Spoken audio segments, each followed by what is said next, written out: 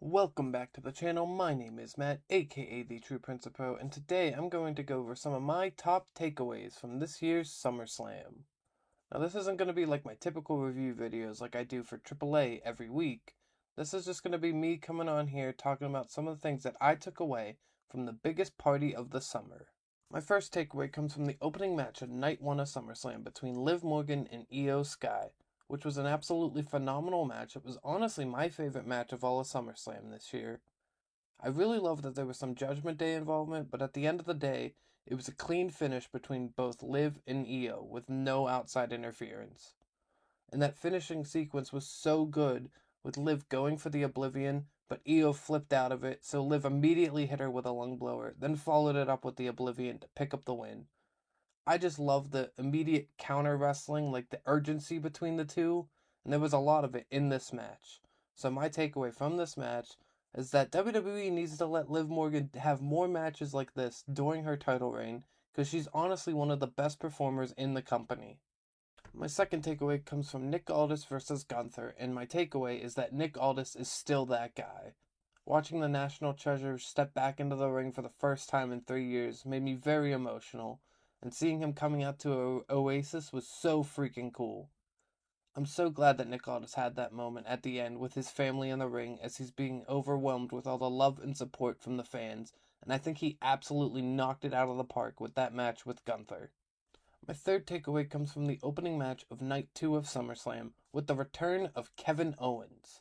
Now, when Nick Aldis added Gunther to the match between Sami Zayn and Finn Balor, and he said he had one more person to add to that match, I was convinced that it was Cody Rhodes, because I did not see Kevin Owens coming back from injury this soon.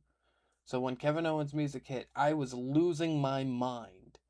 The match was absolutely amazing, and now that Kevin Owens is the #1 contender for the WWE Championship, that means we're in line for a Kevin Owens versus CM Punk feud, which has me so freaking excited.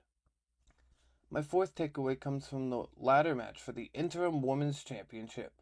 Now, first off, I hate the Interim Championship thing. If Rhea Ripley can't defend the title, just crown a new champion. And in my mind, they picked the perfect champion to crown last night at SummerSlam, with Chelsea Green finally winning the Women's World Championship. The finish was a little awkward for me, where Chelsea pushed Tiffany Stratton off the ladder and she took out everyone, and then Chelsea was about to win, and then B-Fab and Michin came in. And I really wish it would have just ended before they came in, because then Chelsea got hung up in the ladder, everyone got back up on the ladder, just to take each other out, just for Chelsea to then come up and win. But either way, I'm just happy that Chelsea got her moment, and now she is the new women's champion. My fifth takeaway comes from the Dominic Mysterio versus Danhausen Human Money's on a Pole match. And my takeaway is that Dominic Mysterio deserves so much better than this.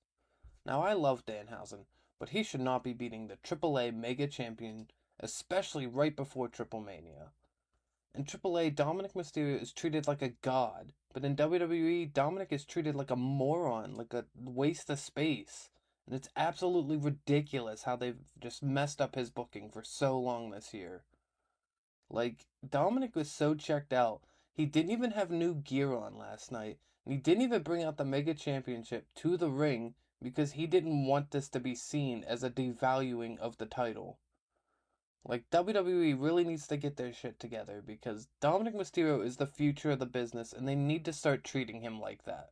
My sixth takeaway comes from Chad Gable versus Penta, a story 2 years in the making.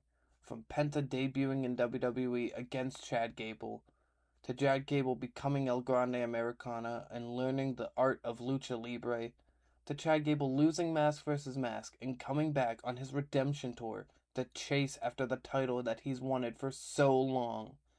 It was a perfect combination of an incredible character's journey to the title, and I thought the match absolutely delivered on that. I'm so excited to see Chad Gable as the new Intercontinental Champion, and I'm so happy that he had that moment to finally capture the title in his hometown. My final takeaway, of course, comes from the main event of Night 2 of SummerSlam between Seth Rollins and Roman Reigns, as they finally laid the Shield Lord to rest as they did the Shield Fist at the end of the night. This was definitely the best match that these two have ever had against each other, And I personally love that Roman Reigns was so adamant that he had to do this on his own, because at the end of the day, it was always about Roman Reigns versus Seth Rollins and nobody else. And I feel like this was a satisfying conclusion to 14 years of storyline, from friends to rivals between Roman Reigns and Seth Rollins, and I'm very excited to see where each character goes from this. Those are some of my takeaways coming out of SummerSlam this year. Thank you for watching this video, and let me know some of your takeaways from the event in the comments down below.